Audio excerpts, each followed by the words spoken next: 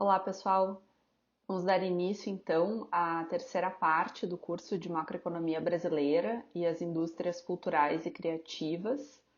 Nessa terceira parte do curso, a gente vai estudar os aspectos, a dimensão internacional, econômica internacional, e a referência principal para essa terceira parte do curso é o capítulo 7, da apostila, que está disponível no Moodle. E na aula de hoje a gente vai se debruçar especialmente sobre as primeiras duas sessões desse capítulo, então é importante, se vocês puderem ler antes ou depois, esse material vai ajudar a compreender os assuntos que a gente vai trabalhar na aula de hoje. Nessa aula de hoje, então a ideia é dividir em duas partes principais, sendo que a gente deve gastar um pouco mais com a primeira parte, que é então discutir os conceitos relevantes, para, enfim, quando a gente fala da questão econômica internacional, o que envolve essa dimensão internacional da economia, enfim, tratar de conceitos que talvez sejam, alguns de vocês já tenham mais familiaridade, outros talvez um pouco menos. Então, o meu objetivo, aproveitando que essa é uma aula assíncrona, é usar um pouco esse tempo para que vocês possam também fazer alguns exercícios, praticar esses conceitos e, enfim, fazer uma base para que na aula que vem, que é uma aula síncrona, a gente possa usar o tempo para fazer uma conversa maior, e discutir talvez alguns aspectos um pouco mais práticos, mais aplicados das questões gerais da economia internacional.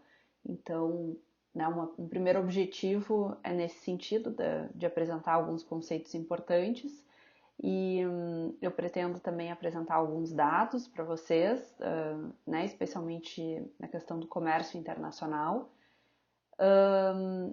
E a partir daí, então, a gente pode olhar um pouco mais sobre como isso se aplica, para as indústrias culturais e criativas. Claro que, sendo a nossa primeira aula ainda uma aproximação mais inicial, tentando, de certa maneira, aplicar um pouco esses conceitos, para que isso também não fique uma coisa muito teórica, e pouco aplicada para vocês. Não é uma coisa muito simples da gente se fazer, mas eu vou me esforçar para tentar deixar minimamente interessante. E nesse sentido, talvez seja, essa parte dos dados e tal, uma análise um pouco mais descritiva nesse momento, e um ponto que eu vou chamar a atenção também, e que, enfim, essa discussão ela é colocada também no capítulo, é a dificuldade que a gente tem, com o tratamento de dados e a comparação entre os países, entre as indústrias culturais e criativas dos diversos países. Então, esse é um elemento que a gente também vai discutir na aula de hoje, as dificuldades que a gente tem para fazer análises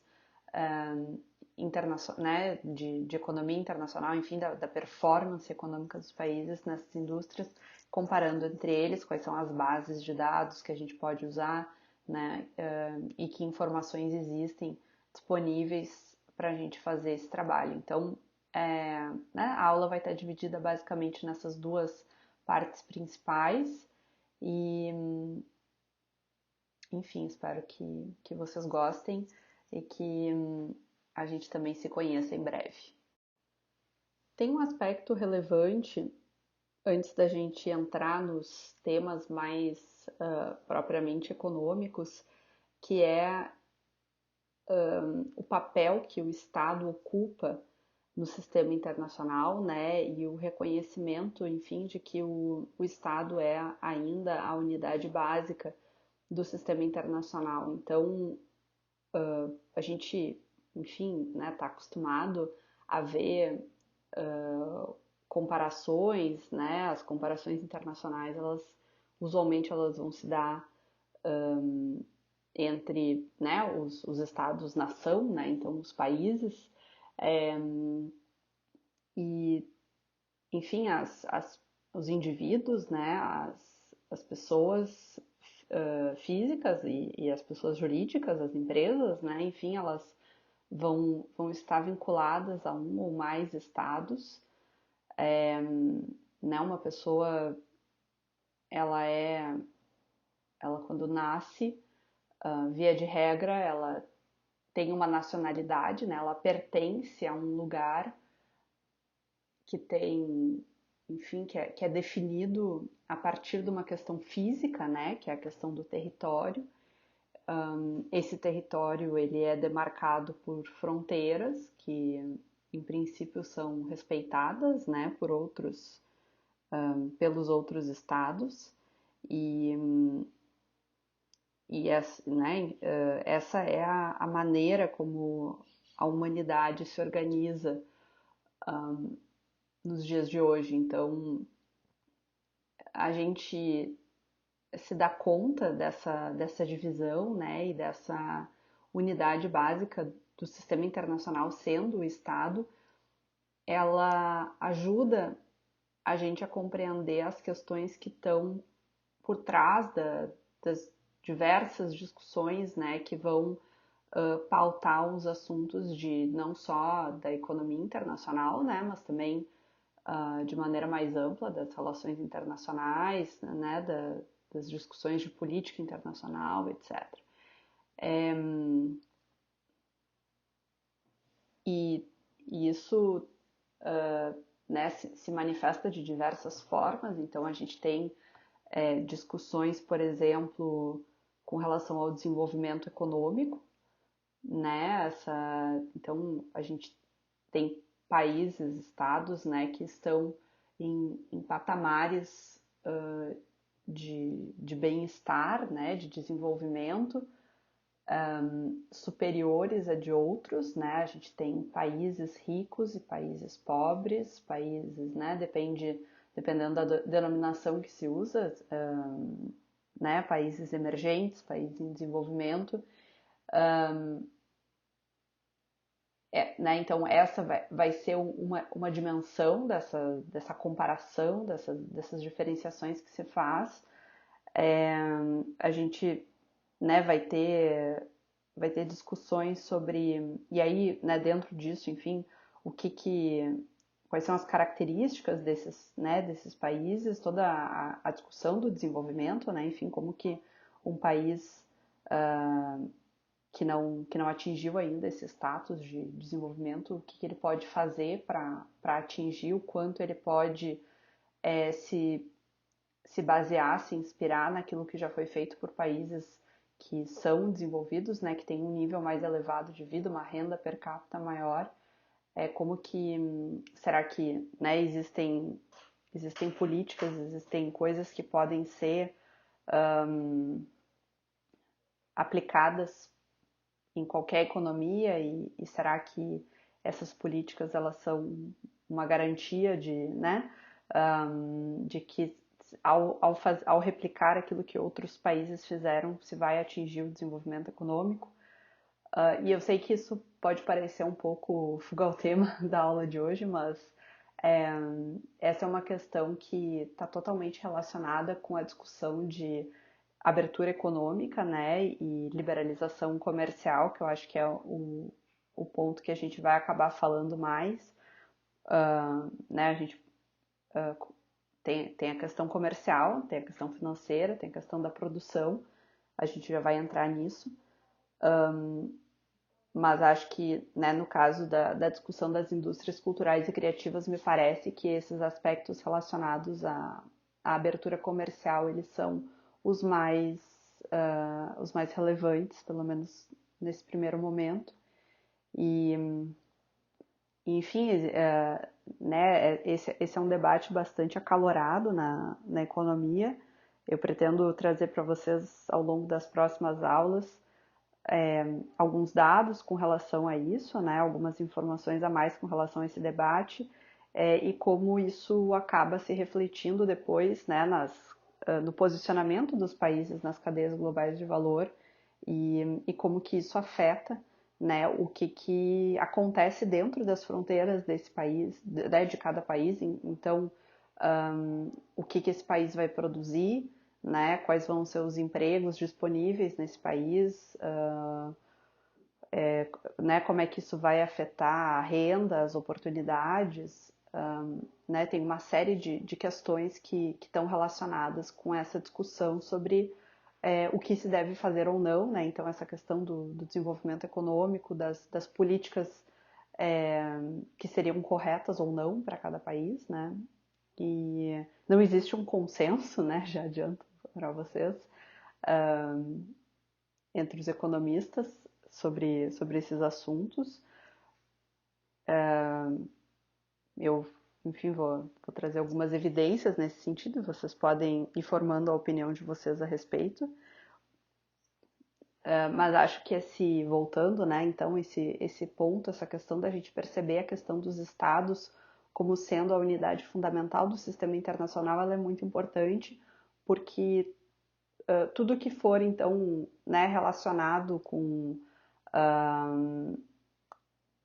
a questão econômica, né, ela vai estar relacionada com a jurisdição de um Estado, né? Então, é o Estado que vai dizer se,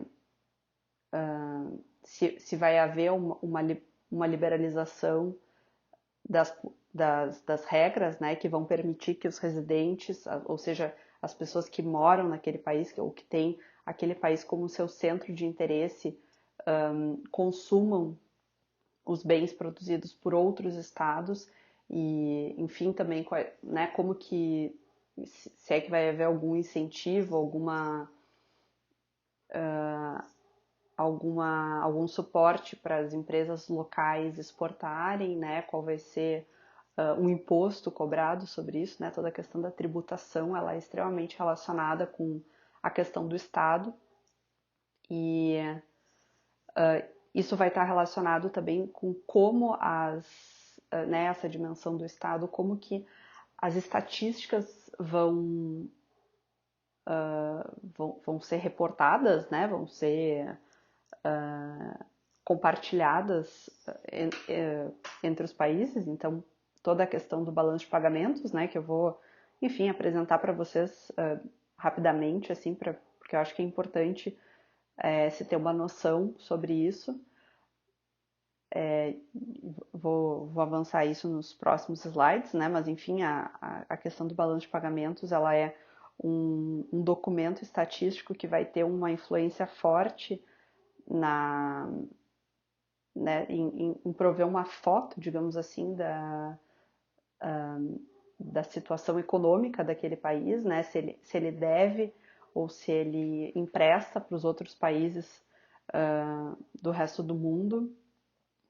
E tem uma dimensão relacionada com essa, né, que é a própria questão de como que essas relações entre os países vão funcionar, né, e vamos dizer assim, em alguns casos, a gente vai ter instituições que vão ser responsáveis por gerir essa ordem internacional, né, então a gente pode pensar, por exemplo, eu vou dar um exemplo não econômico, né? A ONU, né? A ONU ela é uma organização então que ela é supranacional, né? Ela vai estar acima dos estados e ela vai, né? Ser pelo menos em tese assim responsável por coordenar essa comunicação entre os estados e facilitar a tomada de decisão entre né? Tantos atores, né? E promover a cooperação internacional, né, a questão da paz, etc. No âmbito econômico, a gente vai ter organizações como, por exemplo, no caso do comércio, né, a Organização Mundial do Comércio, que vai ser responsável por fazer toda a discussão das regras, né, do comércio internacional, além de compilar os dados de comércio internacional, ela também vai, né, resolver disputas e, enfim, se um Estado argumenta que outro está fazendo uma má prática, né, de comércio internacional, a OMC vai ser então o órgão que vai lidar com relação a isso. Existem outros, né? O FMI, o Banco Mundial também são instituições importantes nesse sentido. O Banco Mundial oferecendo financiamento para o desenvolvimento, especialmente, né? E o FMI, hoje em dia, com funções bastante diferentes das suas funções originais, né? Infelizmente, a gente não tem tempo para falar muito sobre a evolução do sistema monetário e financeiro internacional, mas o FMI, tanto o FMI quanto o Banco Mundial são instituições criadas lá em Bretton Woods, né, em 1944, e são, né, e originalmente, então, o FMI tinha essa função de supervisionar um sistema de taxas de câmbio fixas, que era né, tinha como base, então, como referência o dólar americano, e as demais moedas ficavam fixas ao dólar. Esse sistema ele não existe mais, né, desde os anos 70, e o FMI, ele, enfim, foi assumindo outras funções, né, provavelmente vocês devem se lembrar dos acordos, né, que o Brasil fez com o FMI especialmente nos anos 80 e 90. Hoje em dia o Brasil não deve mais ao FMI, boa parte dos países em desenvolvimento não devem mais ao fundo, então, né, o FMI também foi se reinventando ao longo do tempo. Podemos também em algum momento falar mais sobre isso, mas o ponto que eu queria chegar, né, que então, se por um lado a gente tem essas organizações internacionais, supranacionais que vão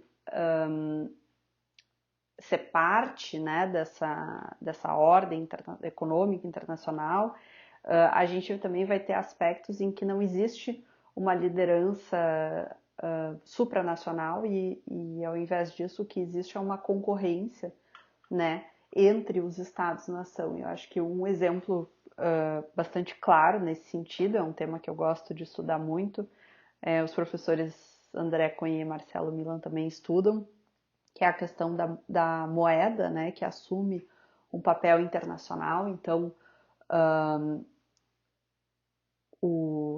né, não existe uma moeda internacional, né? O que existe são moedas nacionais emitidas por estados-nação, né, que desempenham funções internacionais para além de suas fronteiras. Então, quando, né, um país exporta para outro, essa exportação ela tem que ser feita, né? Esse pagamento dessa exportação ele vai ter que ser feito de alguma maneira, utilizando algum meio de troca, né? E esse meio de troca ele muito usualmente é o dólar, não unicamente, vou trazer os dados para vocês também, mas né, isso acaba conferindo uma vantagem muito grande para o estado emissor dessa moeda. Então, vamos dizer assim, esse não é o ponto principal da disciplina, né? Não é também o tópico principal da aula de hoje, mas eu considero que para a gente conseguir falar de economia internacional, né, para a gente conseguir ter uma compreensão, considerando o tempo, né, que a gente tem, que são só 3 aulas, e fazer essa discussão,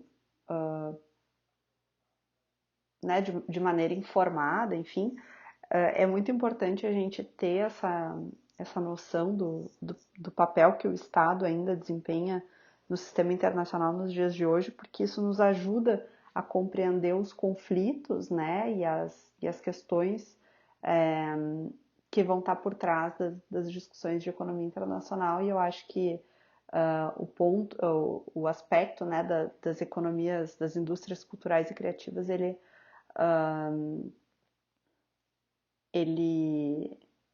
ele se insere muito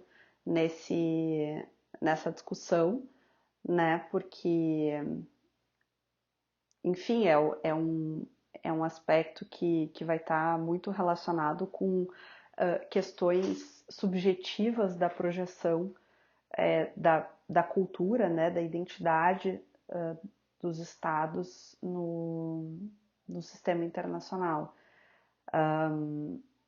Então, achei que valia a pena assim, a gente começar, né, falando sobre esse aspecto e, enfim, a gente, né, eu pretendo detalhar isso um pouco mais, trazer os dados para vocês ao longo da aula de hoje e das próximas, mas só queria, né, começar deixando essa mensagem e antes da gente entrar nas questões mais econômicas propriamente ditas. Então, quando a gente está falando, né, da dimensão internacional das indústrias culturais e criativas, né, dos aspectos econômicos internacionais, a gente está falando de uma série de coisas e acho que uma maneira da gente tentar dar um pouco de ordem, né, nessa discussão é pensar, então, quais são os grandes, as grandes dimensões, né, que caracterizam a abertura econômica. E existem duas, eu diria, né, duas principais, assim, que é a questão né, dos aspectos relacionados ao comércio, então de bens e serviços, né, a dimensão comercial da economia internacional, da abertura econômica, que vai estar relacionada então com as exportações, ou seja, com as exportações, né, a venda de bens e serviços produzidos domesticamente para não residentes e também a compra, né, por residentes de bens e serviços produzidos por não residentes. Então, a abertura comercial ela vai estar relacionada com essas relações, né, com a possibilidade que isso aconteça.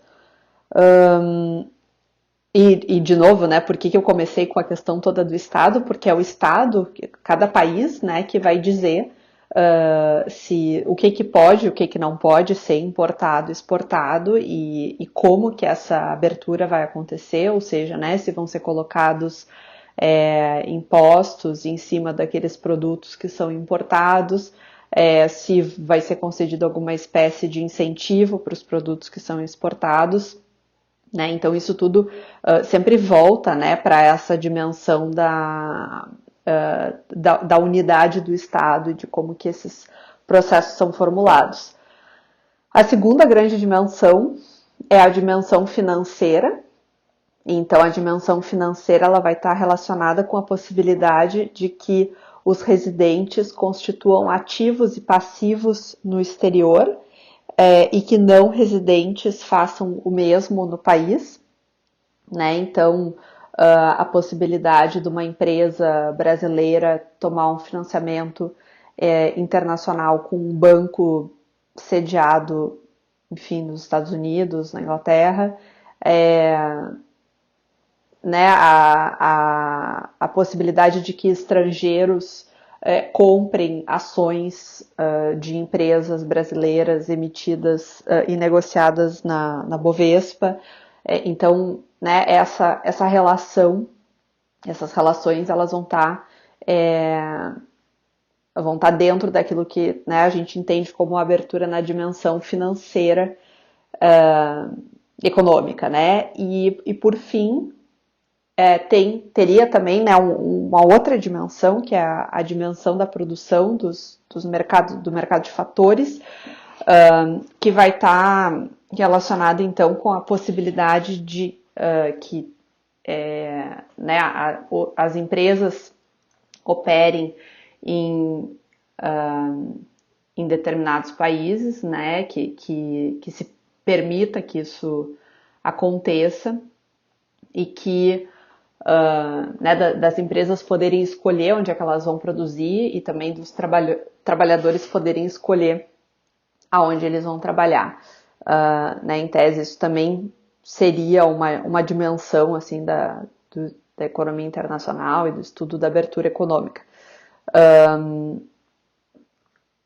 Aqui a gente vai se concentrar especialmente na questão dos aspectos relacionados ao comércio, né? Ou seja, da importação e exportação de bens e serviços, porque, enfim, eu entendo que, né, no propósito da gente estudar as indústrias culturais e criativas, aquilo que vai ser mais importante para vocês, na formação de vocês, é esse aspecto, essa dimensão, ainda que esses outros dois também sejam bastante importantes e, né, eu fico, enfim, aberta, disponível se vocês quiserem conversar mais sobre isso, se tiverem perguntas, quiserem colocar no fórum, enfim, mas eu acho que como, né, considerando que muitos de vocês vêm de áreas que talvez não sejam diretamente relacionadas à economia, eu acho que faz mais sentido a gente focar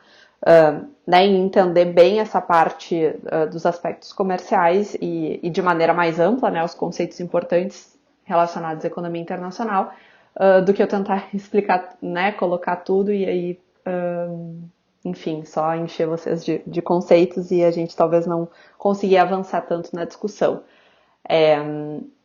Tem uma questão só que eu acho que vale a pena assim, dar uma pequena detalhada, que é a questão do balanço de pagamentos, que eu vou comentar a seguir.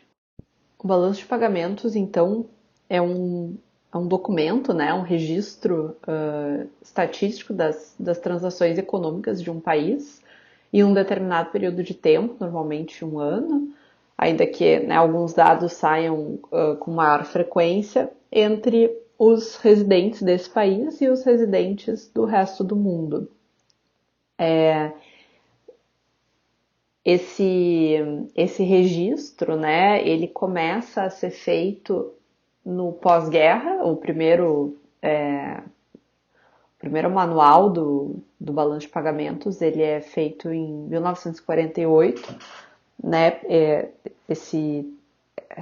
né, vocês imaginem assim, então, tem todos os países eles têm suas autoridades domésticas, né, os seus bancos centrais, enfim, e para a gente poder, e cada um, né, reporta as contas do seu jeito, para a gente poder ter dados, instrumentos que nos permitam comparar, né, as contas externas de cada país, é preciso que esses países eles reportem essas estatísticas seguindo um certo padrão, né, certas regras, enfim, e essas regras, então, elas são determinadas pelo Fundo Monetário Internacional.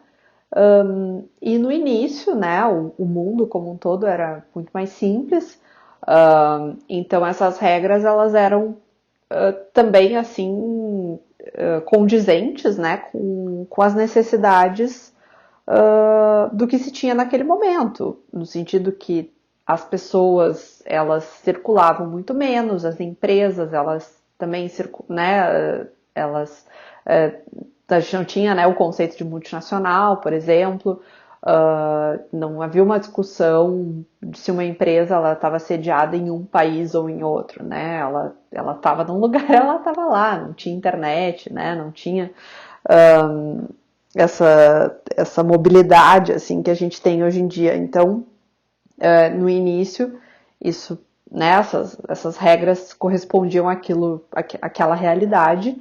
E aí, conforme o mundo vai evoluindo, né, e se integrando, se globalizando, que é um assunto que a gente também vai explorar um pouco nessas nossas aulas, essas regras elas vão tendo que ser adaptadas e essas instruções que o FMI faz, né, elas são compiladas num manual, então existe um manual do FMI do balanço de pagamentos, e esse manual, então, ele está na sua 6ª edição. A gente está num momento em que se está numa espécie de transição, assim, do manual 5 para o manual 6. demora um tempo, né? Então, assim, algumas coisas mudaram do Manual 5 para o Manual 6, algumas nomenclaturas, enfim, eu não vou entrar nesses detalhes com vocês, não acho que é o caso, mas se por acaso, né, alguém algum dia se aprofundar nisso, saibam então que a gente está nesse momento, ou se alguém já estudou isso também em alguma outra etapa, coisas, né, por exemplo, transferências unilaterais, que era uma conta lá, agora o nome dessa conta é rendas secundárias, né, tem algumas outras mudanças também, então, né, se por acaso alguém se deparar com isso, já sabe que é porque teve essa mudança do manual. Mas o que eu queria chamar a atenção de vocês, né? Então, isso aos poucos vai mudando, né? E hoje em dia a gente tem questões como, por exemplo, questão né, do que é um residente e um não residente, porque a residência ela não tem nada a ver com a nacionalidade, por exemplo, né? A gente dizer que é uma relação de um residente com um não residente é no sentido daquela empresa ou daquele indivíduo que tem aquele estado, né? De novo, a gente volta para a questão do estado como a sua principal referência, né? Então, por exemplo, uma pessoa, né? Um argentino que resolva se estabelecer no Brasil e, enfim, vai trabalhar no Brasil, né, vai ter renda aqui, etc.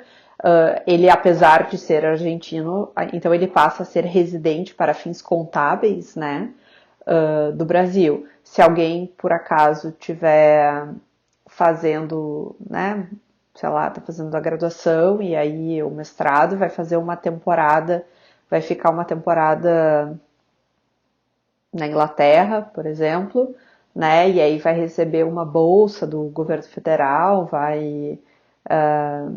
enfim, ou vai estar trabalhando lá e vai estar mandando dinheiro para sua família aqui, mas essa movimentação ela é temporária, né? Essa pessoa está lá só por um período X de tempo. Bom, então essa pessoa ela continua sendo residente do Brasil, né? Apesar de estar no exterior e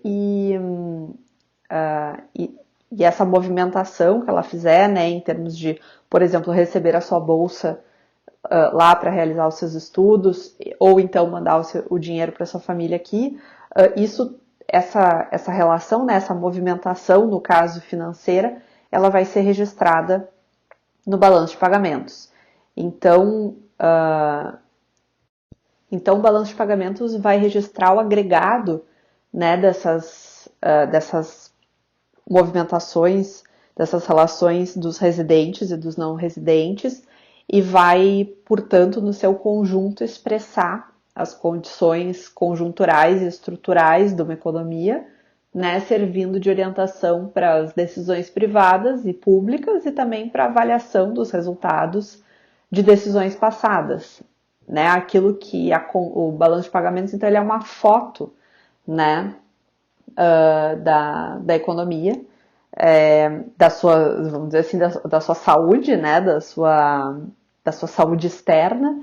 É nesse registro que a gente vai saber se o país ele está consumindo mais do que ele produz ou não, né? Se ele vai estar importando mais do que ele vai estar exportando, se ele vai estar se endividando em moeda estrangeira, ou pelo contrário, se ele vai estar emprestando dinheiro, né, recursos para outros países. Então, né, se ele é um credor ou se ele é um devedor internacional, isso tudo vai estar registrado no balanço de pagamentos.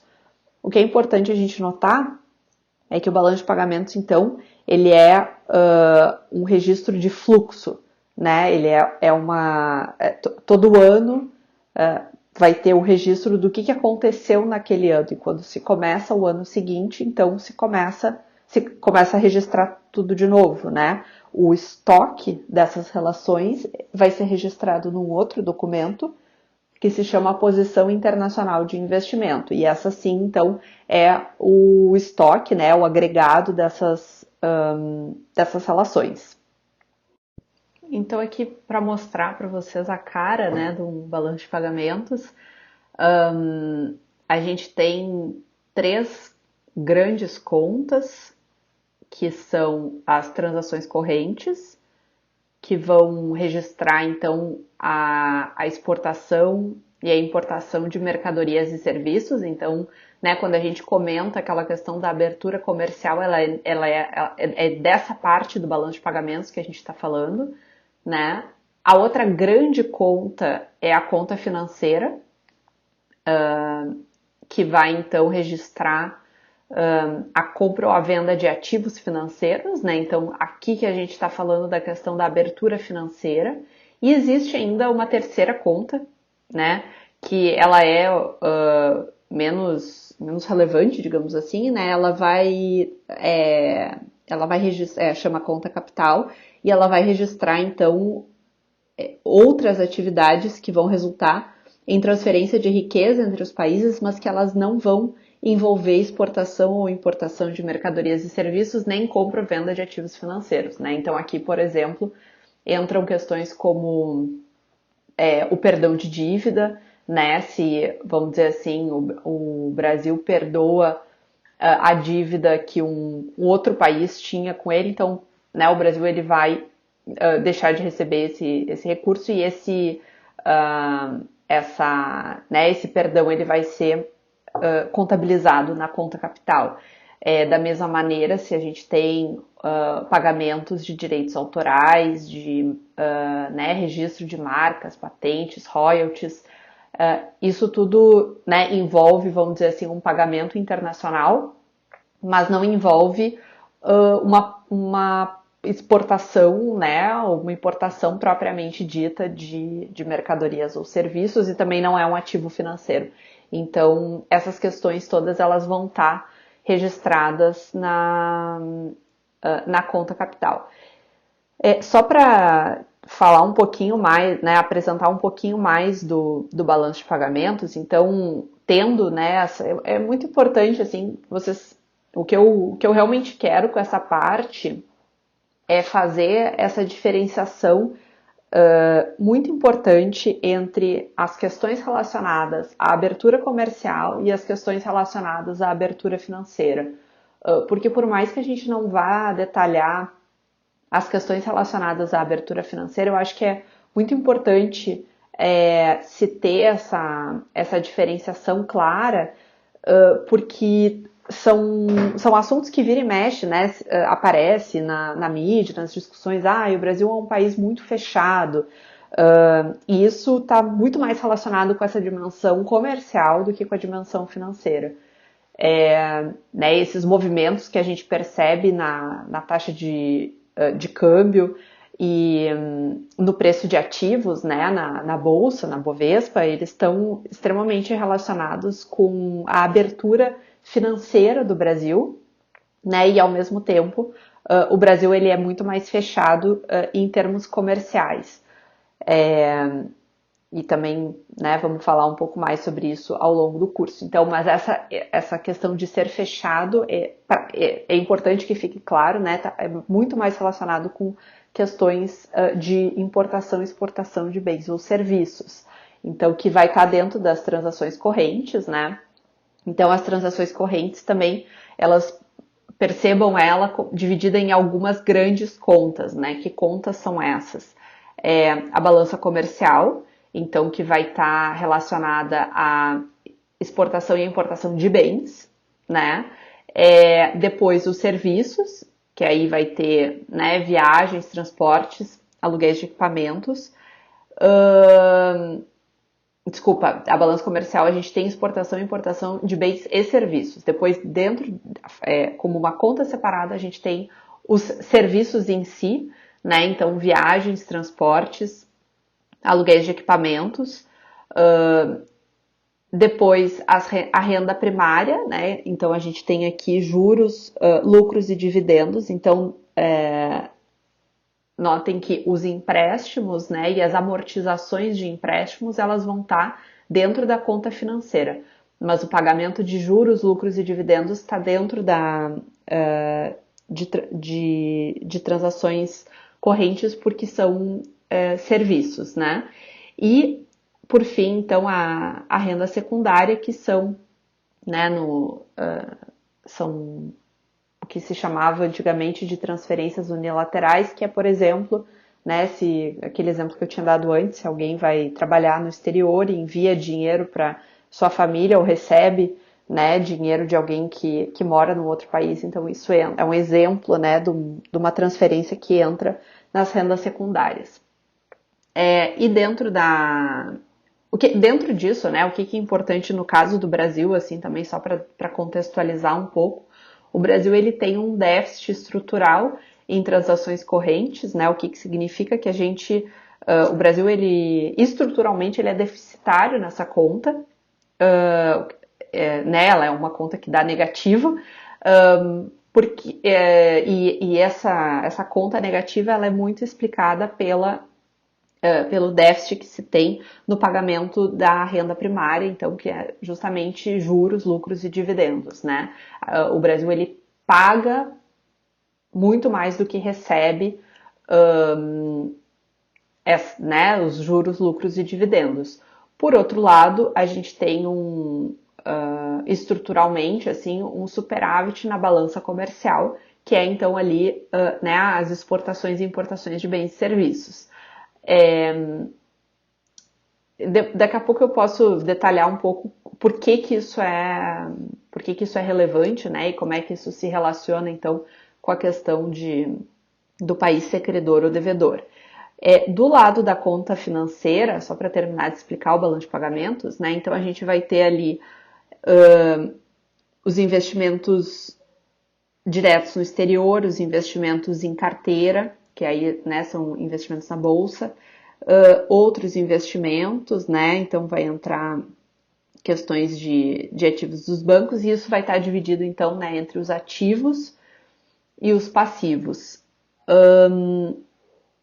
Né, além disso, tem ali uma conta dos derivativos e os ativos de reserva, que são então as reservas internacionais do país. E ainda existe, né, uma última conta que eu não comentei com vocês antes, que é a conta de erros e omissões, porque vocês imaginem, né, que são essas contas, elas, né, fazer essa conta do agregado de um país é algo muito complexo, né, envolve diversas fontes de dados e é natural que exista alguma discrepância, né, entre os dados né, as fontes de dados, enfim, então é natural que exista algum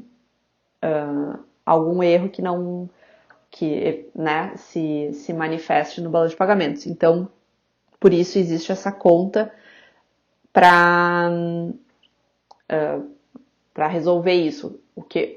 Isso faz sentido quando eu explicar para vocês, que eu esqueci de falar, que o balanço de pagamentos ele funciona a partir do método das partidas dobradas. O que isso significa? Que toda a conta ela entra duas vezes, né? Uma vez como crédito e uma vez como débito. Isso é um detalhe contábil também, a gente não vou cobrar isso de vocês, mas é por isso, né, que esse erros e omissões faz sentido, porque às vezes a conta que foi lançada como crédito ela não tem um equivalente exatamente igual no débito, então por isso que, né, tem essa última conta aí para que o balanço de pagamentos feche, porque em tese ele deveria estar sempre em equilíbrio, né, ainda que um país, então ele possa ter um saldo credor ou devedor, contabilmente a gente diz que o balanço de pagamentos está sempre em equilíbrio porque tudo tem que entrar duas vezes, né, no sentido de que se eu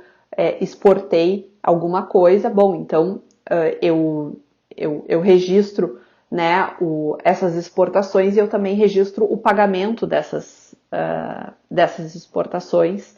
Então, isso, né, em tese, esses dois números eles deveriam ser iguais. É por isso que a gente diz que o balanço de pagamentos ele né, ele contabilmente está sempre em equilíbrio.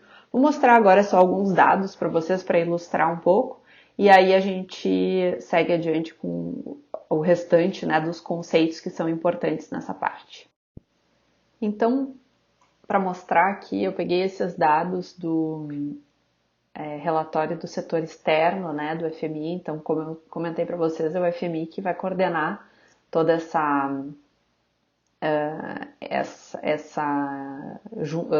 né, esse olhar agregado para os dados externos do mundo, e a gente daí vai conseguir ver, né, algumas grandes tendências, quem são os grandes credores, quem são os grandes devedores, né, as economias credoras e devedoras, e acho que o ponto, né, para relacionar ali de novo a questão da conta corrente com a conta financeira é que o país que conta corrente ou transações correntes, tá? É a mesma coisa.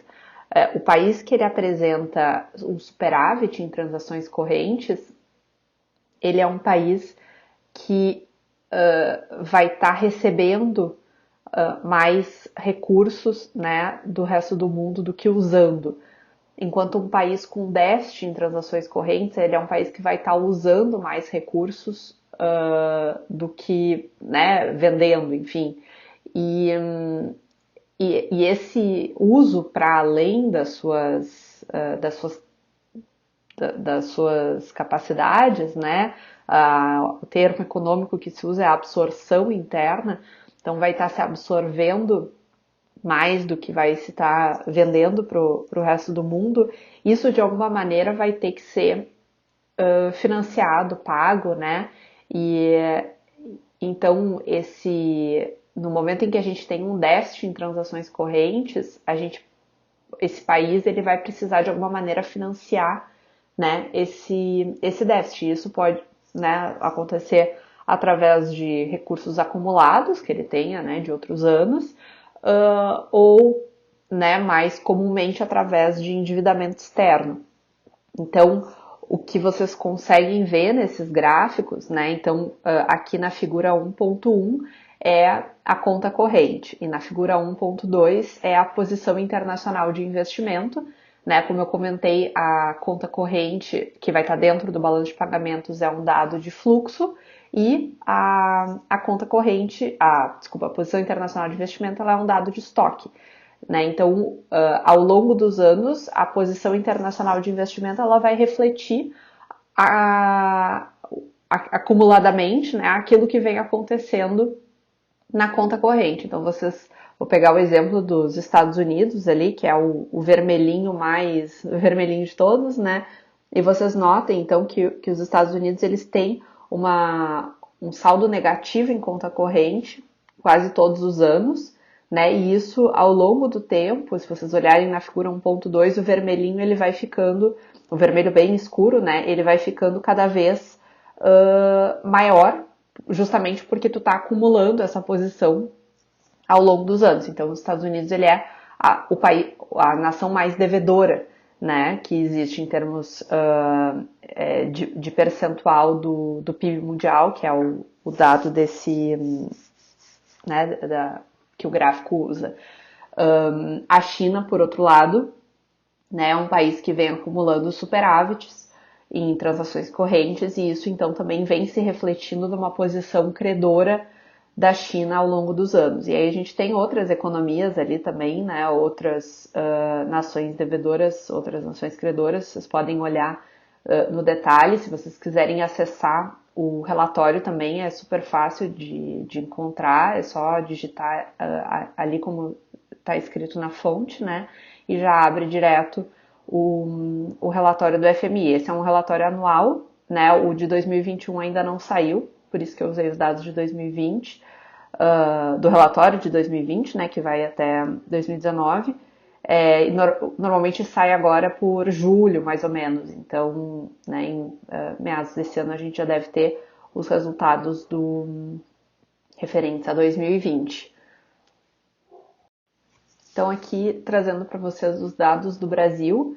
Esses dados eles também são do FMI, são de um documento que se chama, né, a consulta do artigo 4º do fundo, que, enfim, é uma consulta, né, uma avaliação que o FMI faz com relação aos seus membros de tempos em tempos e, né, ele faz esse diagnóstico, digamos assim, da economia e a partir disso faz algumas recomendações que quando o país ele deve ao fundo, né, o FMI ele é uma instituição que empresta dinheiro para os países e se o país ele deve ao fundo, então, né, quando o FMI faz essas recomendações, elas têm um peso bastante grande. Hoje em dia o Brasil não deve mais ao FMI, né, então o fundo continua fazendo essas consultas, é um documento bastante interessante, né, faz uma análise bem completa da economia e, enfim, mas, né, as recomendações hoje em dia têm um peso menor porque, né, o Brasil não está em negociação com o fundo para nada. Então eu trouxe, né, os mesmos dados dos slides anteriores que estavam no agregado para o mundo, agora específico para o Brasil. Então no gráfico da esquerda vocês podem ver a composição da conta corrente desde 2012. Conta corrente e transações correntes é a mesma coisa, né? E do outro lado, então, do lado direito, a posição internacional de investimento líquida, né? O resultado final dela. E, de novo, lembrando, então, a conta corrente, ela é o fluxo, né? O que acontece cada ano e a posição internacional de investimento, o estoque. Então, vou tentar, né, rapidamente explicar um pouco o que estão nesses dois gráficos. O resultado final é o que está na linha preta, né? Então, nota, né, começando ali pela conta corrente, vocês percebam que o resultado no balanço das transações correntes ele é negativo, né? Como eu comentei com vocês, o Brasil ele tem um déficit estrutural, né, em transações correntes, então ele absorve mais do que ele exporta, né, do que ele envia para o resto do mundo, e isso se reflete, por sua vez, né, numa posição internacional de investimento também negativa. Nota que que essa posição ela é negativa, mas ela não tem ficado muito mais negativa porque, né, a linha preta na conta corrente ela tem ficado menos negativa, digamos assim. Então, em momentos em que né, vai ficando mais negativo, então isso também se reflete, né, no agregado da posição internacional de investimento. Se vocês forem olhar, né, outra coisa que eu acho que vale a pena a gente chamar atenção é que apesar dessa posição negativa na conta corrente, o saldo na balança comercial, que é o vermelhinho nesse gráfico da esquerda, ele usualmente é positivo, né? E ele influencia bastante o quão negativo, digamos assim, o resultado total, né, de transações correntes vai ser negativo ou não. Então nota ali que no ano de 2020, né, a expectativa, essa revisão ela foi feita em dezembro, então, né, eu acho que os dados não estavam fechados ainda. Nota que é quase um equilíbrio, né, o que está muito relacionado a um grande superávit na balança comercial, que é então as exportações menos as importações. E do lado da posição internacional de investimento, né, o que eu acho que vale a pena a gente ressaltar aqui é a questão das reservas internacionais, né? Então esse é o vermelhinho ali que né, mostra então as reservas internacionais do Brasil, que é, né, são as reservas do Banco Central, né, e que o Brasil tem isso acumulado e que, enfim, é um componente importante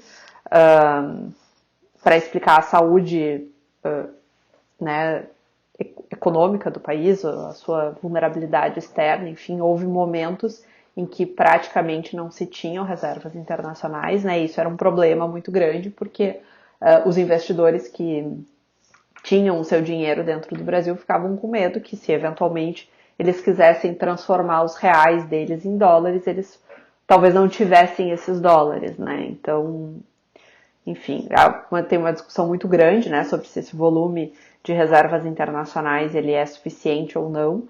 Se a gente olhar o tamanho da né,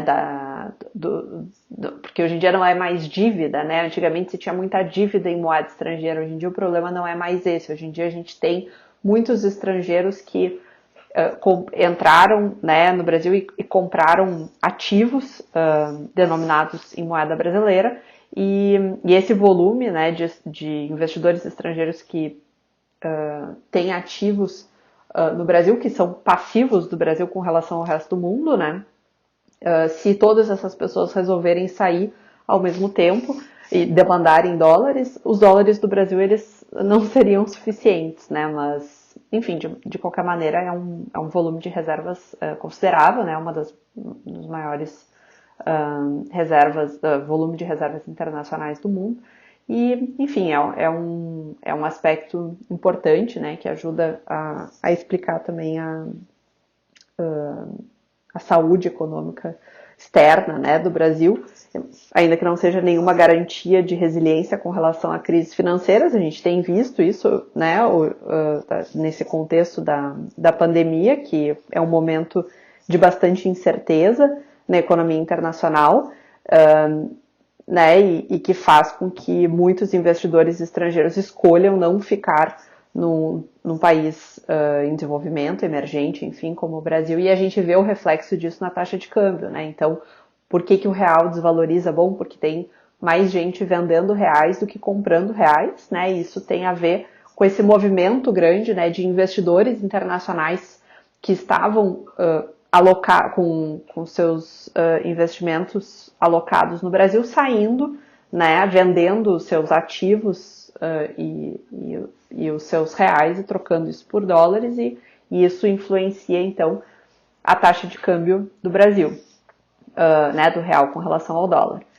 E isso, como eu tinha comentado com vocês, né, tem a ver então com essa abertura financeira que, né, ou seja, com as leis, com a regulamentação brasileira que permite, né, que enfim, os investidores estrangeiros comprem os ativos denominados em reais, enfim, e que também os brasileiros façam isso no exterior.